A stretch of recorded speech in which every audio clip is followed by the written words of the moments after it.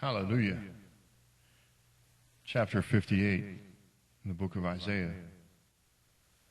Isaiah, the prophet, is speaking as a mouthpiece of the Lord, and he says, "Shout it aloud and do not hold back. Raise your voice like a trumpet. Declare to my people their rebellion, and to the house of Jacob their sins. For day after day they seek me out, and they seem eager to know my ways, as if they were a nation that does what is right and has not forsaken the commands of its God. They ask me for just decisions and seem eager for God to come near them. Why have we fasted, they say, and you have not seen it? Why have we humbled ourselves, and you have not noticed? Yet on the day of your fasting, you do as you please and exploit all your workers. And your fasting ends in quarreling and strife and in striking each other with wicked fists. You cannot fast as you do today and expect your voice to be heard on high. Is this the kind of fast I have chosen, only a day for a man to humble himself? Is it only for the bowing of one's head like a reed, for the laying of sackcloth and ashes? Is this what you call a fast, a day acceptable to the Lord?" Pause there for a minute. Let's just think about what's being spoken here. The Lord is pointing out something. First off, He's bringing this down to a personal level. Not just a corporate level, but to a personal level. He's saying day after day we do religious things and we do what is right and moral in our own eyes. And what he says is this pleasing to God. Why do we come to church? Why have we tithed? Why have we done these things? Why have we done all these things, O Lord, and yet you're still so far from us? Now understand, this entire passage is not directed at the entire world. It is directed at God's people. Directed at God's people. We are the house of Jacob, are we not? Adopted by faith into the line of Abraham. Matthew Henry writes about a fast. He defines it, a fast as a day to afflict the soul if it does not express true sorrow for sin, and if it does not promote the putting away of sin, then it is not a fast. I made a note here that a right fast is not temporary, although this is useful. It is an ongoing lifestyle. Let me say it like this. I could fast for a day. I could do without for a day, trying to draw closer to God for a short period of time, perhaps a week, perhaps a month.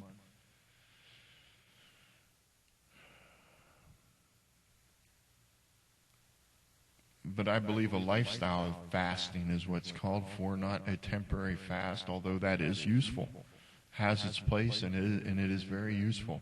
No, a lifestyle fasting is putting aside my desires and my hopes, my will, my dreams, my aspirations for what is godly. Setting aside what I feel as though I'm entitled to for what God desires. Look, I call this the if-then chapter because, as you're going to see when we start with verse 6 and we go on, you're going to see a series of ifs and thens. If you do this, then God will.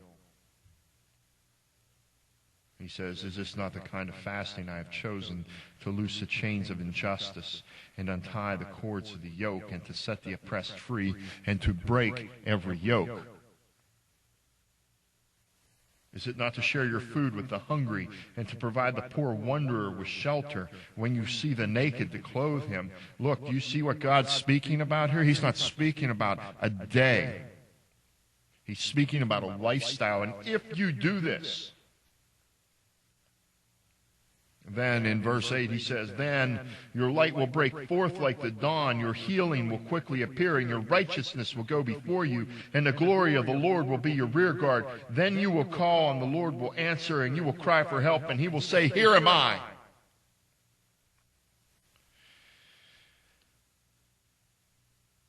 If We live a lifestyle that looses the chains of injustice and unties the cords of the yoke, that sets the oppressed free and breaks every yoke. Let's take a look at what this means literally, because I think sometimes we can capture it, we just can't put it into words. So let's try to put this into words that we can apply to our own lifestyle. You see, literally what this means in verse 6, to loose the chains of injustice, it literally means to seek God as a father or a leader of his people, to let loose the bonds or to undo the shackles of enslavement, to tie man to crimes or violence against God's holiness. Yes. This is not the kind of fasting God has chosen. For us to seek him as a father and a leader of his people, to let loose or undo the bonds of enslavement, to tie men to crimes against God's holiness, and to untie the cords of the yoke. And literally it means to seek God as a father of his people, to let loose or undo the chains of slavery again. People are slaves to their passions. People are slaves to drugs, and people are slaves to lifestyles, and people are slaves to the rat race. To set the oppressed free, to break every yoke. Is it not to share our food with the hungry, to provide the poor wanderer with shelter? It doesn't say to share our food with the Christians who are hungry, or to provide a shelter to the poor wanderer if they are a believer. No. That's not what it says.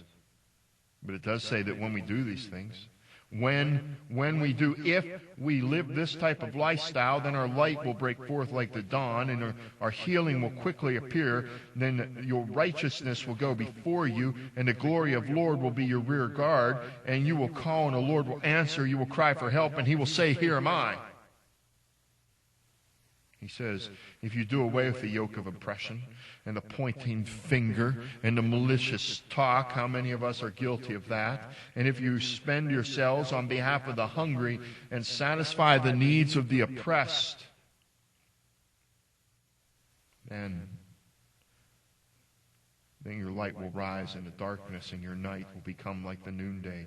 The Lord will guide you always. He will satisfy your needs in a sun-scorched land and will strengthen your frame. You will be like a well-watered garden, like a spring whose waters never fail. Your people will rebuild the ancient ruins and will raise up the age-old foundations. You will be called repairer of broken walls, restorer of streets with dwellings. Yes, if you keep your feet from breaking the Sabbath, from doing as you please on my holy day, if you call the Sabbath a delight and the Lord's holy day honorable, and if you honor it by not going your own way and not going and doing as you please or speaking idle words, then you will find your joy in the Lord. And I will cause you to ride on the heights of the land and to the least, and to feast on the inheritance of your father Jacob. The mouth of the Lord has spoken. Now, before we get all technical, let's take a look at the Sabbath. Now, some will tell you that the Sabbath is from sundown on Friday until sundown on Saturday. Some will say that Sabbath is on a Saturday, and some will say that the Sabbath is a Sunday. In reality, the Sabbath was sundown on Friday until sundown on Saturday, and what we as Christians celebrate is the Lord's Day, the day of resurrection. But that's not what we're talking about here. What we're talking about the Sabbath. It's a day kept apart, not for the flesh, but for the Spirit, to honor God. The Sabbath comes from a word which means a day of atonement, to cease or desist in labor. It is a day, think of it as this: we are tithing a portion of our lives to the honoring of God. So whichever day of the week you want to celebrate your Sabbath on, make sure the Lord's portion is the first. Make sure it's a day set apart, not for the flesh, but for the Spirit. If you look in the bottom of verse 14, just before we transition into chapter 59, and it says, "You will feast on the inheritance of your father Jacob." Feasting does not just satisfy a stomach, but it satisfies the whole body.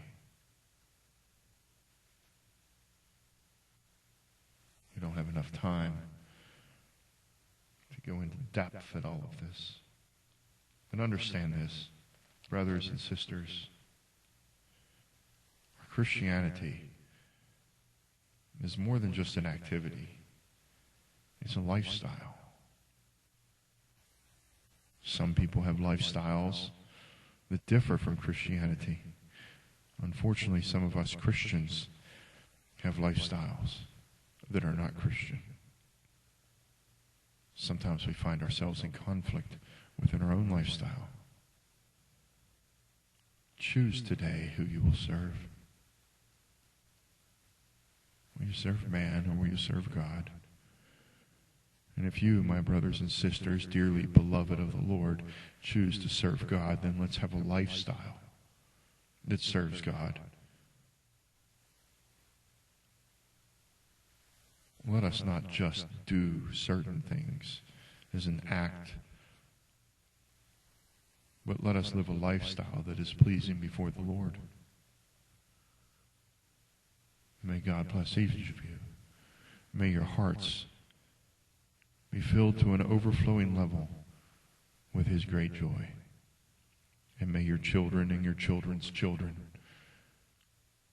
bring joy to your hearts. Be at peace. God bless you.